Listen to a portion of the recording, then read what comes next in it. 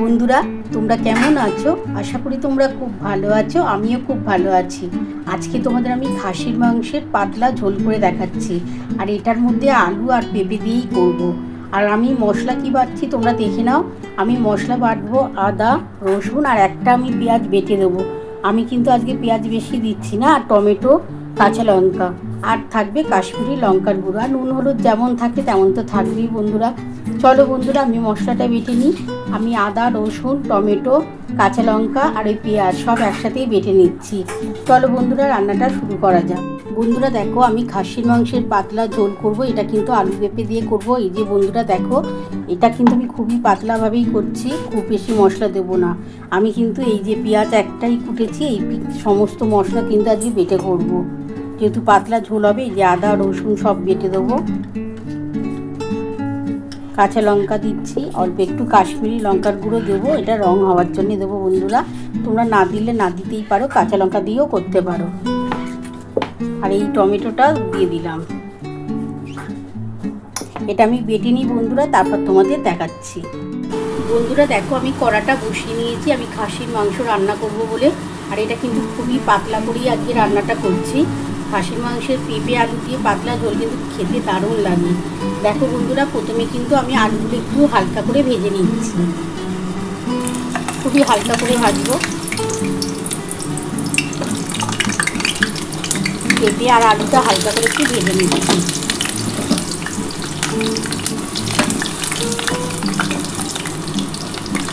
আমি এর মধ্যে অল্প একটু নুন আর অল্প একটু হলুদ দিয়ে দিচ্ছি। বন্ধুরা আমি অল্প একটুখানি নুন দিয়ে দিলাম,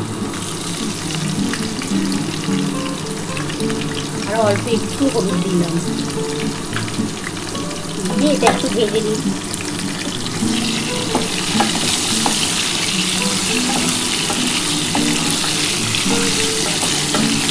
এটা ভেজে নেওয়ার পর তারপর আমি কিন্তু খাসির মাংসটা কীভাবে রান্না করছি তোমরা দেখতে থাকো।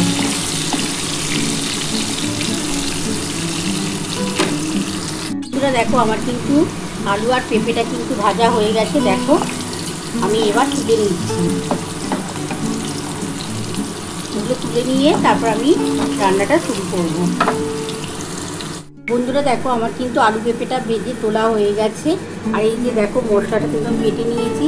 আমি আজকে সমস্ত মশলাই বেটেছি। টমেটো আছে, একটা পেঁয়াজ দিয়েছি, আজকে বেশি পেঁয়াজ দিইনি যেহেতু এটা পাতলা ঝোল হবে। আদা রসুন সমস্ত বাটা। বন্ধুরা দেখো আমি আলু আর পেঁপে ভেজে নিয়েছিলাম, সেই তেলের মধ্যে আর তেল দিচ্ছি না। এটা খাসির মাংসের চর্বিটাই বেশি আছে, তার জন্য তেল আর দেবো না। এই তেলের মধ্যে আমি একটুখানি গোটা জিরে ফোড়ন দিয়ে দিচ্ছি, যেহেতু পাতলা ঝোল করছে যেন অল্প একটু গোটা জিরে ফোড়ন দিলাম। আর এই দুটো তেজপাতা দিয়ে দিলাম। দিয়ে এবার এই যে মশলাটা বেটে রেখেছিলাম, পেঁয়াজ, আদা রসুন, টমেটো, কাঁচা লঙ্কা দিয়ে দিলাম। বন্ধুরা দেখো আমি কিন্তু সমস্ত মশলাটা দিয়ে দিয়েছি, আর এর মধ্যে হলুদ দিয়ে দিয়েছি, আর আমি 1 চামচের মতো নুন দিচ্ছি। আমি পেঁপে আলু ভাজার জন্য নুন একটুখানি দিয়েই ভেজেছিলাম, ওই জন্য 1 চামচের মতো নুন দিয়ে দিলাম। আর অল্প একটু চিনি দিচ্ছি, এটা কিন্তু টেস্ট হওয়ার জন্যই দিচ্ছি বন্ধুরা। আর কাশ্মীরি লঙ্কার গুঁড়ো দিয়ে দেবো। আজকে কিন্তু কোনো ঝাল লঙ্কার গুঁড়ো দিচ্ছি না, কাশ্মীরি লঙ্কার গুঁড়ো দিলাম। এই যে বন্ধুরা দেখো এই যে কাশ্মীরি সানরাইসের দিলাম। এবার ভালো করে মশলাটা একটু কষিয়ে নিই।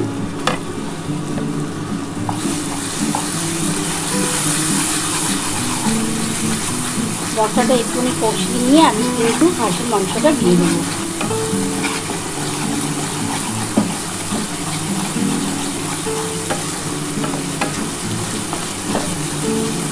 আমি যেহেতু এর মধ্যে অনেকগুলোই কাঁচা লঙ্কা বেটে দিয়েছি, সেহেতু আর কোনো ঝাল লঙ্কার গুঁড়ো দিলাম না, শুধু কাশ্মীরি লঙ্কার গুঁড়োটা আর চিনিটা দিলাম, যাতে রং হয় আর স্বাদও হবে, তার জন্য দেখতেও ভালো লাগবে, কালারটা কিন্তু খুব ভালো আসে। এবারে এই খাসির মাংসটা দিয়ে দিলাম।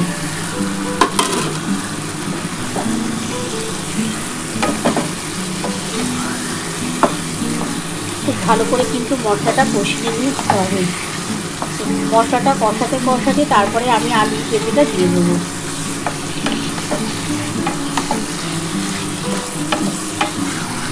যতটা তোমরা ভালো করে মশলা কষাতে পারবে ততটা কিন্তু এই মাংসের ঝোলটা খেতে টেস্ট পাওয়া যায়। আর আজকে একটু পাতলা করেই করছি, খেতেও ভালো লাগবে পাতলা করে। বন্ধুরা দেখো, আমার কিন্তু খাসির মাংসটা কষানো কমপ্লিট হয়ে গেছে। আমি কিন্তু এবার পেঁপে আলুটা দিয়ে দেবো। আর এটা কড়ার মধ্যেই করবো আজকে, খুবই আস্তে করে দিয়ে করবো, তাহলে কিন্তু মাংসটা সেদ্ধ ভালো হয়। দেখো খুব ভালো করে কিন্তু আমার মশলাটা কষানো কমপ্লিট। এবার এই পেঁপে আলুটা দিয়ে দিলাম। এটা খুব ভালো করে কষিয়ে নিয়ে তারপর কিন্তু আমি জল দিয়ে দেবো। আর এটা কিন্তু কড়ার মধ্যেই করবো, আস্তে করে দেবো, দিয়ে আমার 1 ঘন্টা বা আধ ঘন্টার মতো লাগতে পারে, তবে কিন্তু সেদ্ধটা ভালো হবে আর টেস্টও খুব ভালো আসে। কাজের যদি চাপ থাকে তখন কিন্তু প্রেশারে করে নেবে তোমরা, কিন্তু হালকা যদি থাকে কাজ তাহলে কিন্তু তোমরা কড়াতে করো, যেটুকু খাসির মাংসের টেস্ট কিন্তু দ্বিগুণ বেড়ে যায়।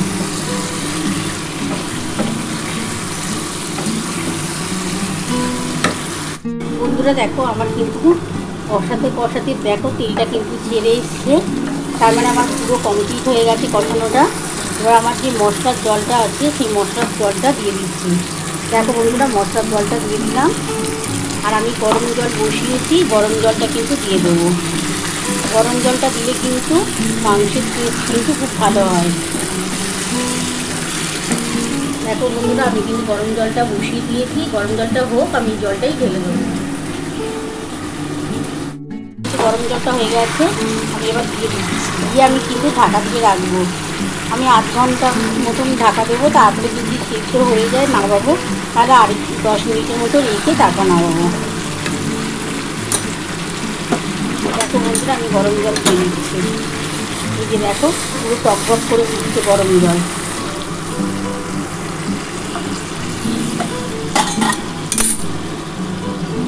এবার আমি ঢাকাটা দিয়ে দেবো।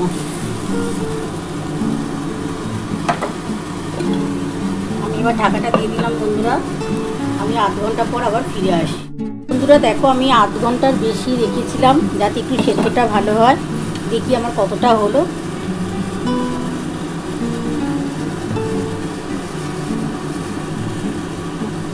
দেখো, আমি কিন্তু একটু পাতলা করেই করছি বন্ধুরা। কালারটা কিন্তু দারুণ হয়েছে। দেখো, আমি একটা আলু দেখিয়ে নিই। সেদ্ধ হয়ে গেছে বন্ধুরা। পেঁপে দিয়েছিলাম, একটু পেঁপেটাও দেখে নিই।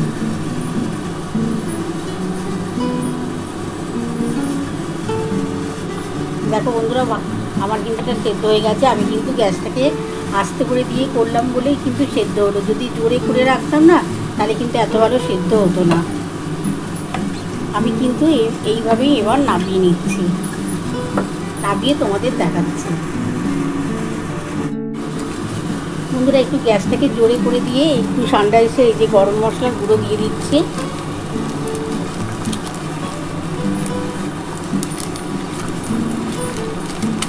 গ্যাসটাকে এবার একটু জোরে করে দিলাম, একটু ঠান্ডা এসে গরম মশলার গুঁড়ো দিয়ে দিলাম, দিয়ে এবার নামিয়ে নিচ্ছি, নামিয়ে তোমাদের দেখাচ্ছি।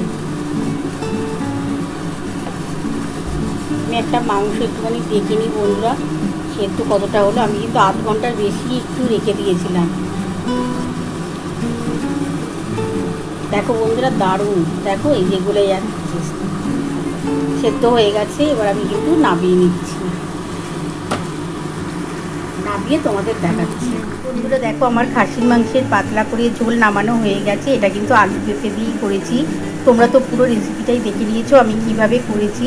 তোমাদের যদি এই রেসিপিটা ভালো লেগে থাকে, প্লিজ একটা লাইক সাবস্ক্রাইব করতে ভুলো না। আর কমেন্ট বক্সে অবশ্যই জানিও কেমন হয়েছে। তাহলে এরকম আরও নতুন নতুন রেসিপি নিয়ে তোমাদের সামনে হাজির হব। Thank you.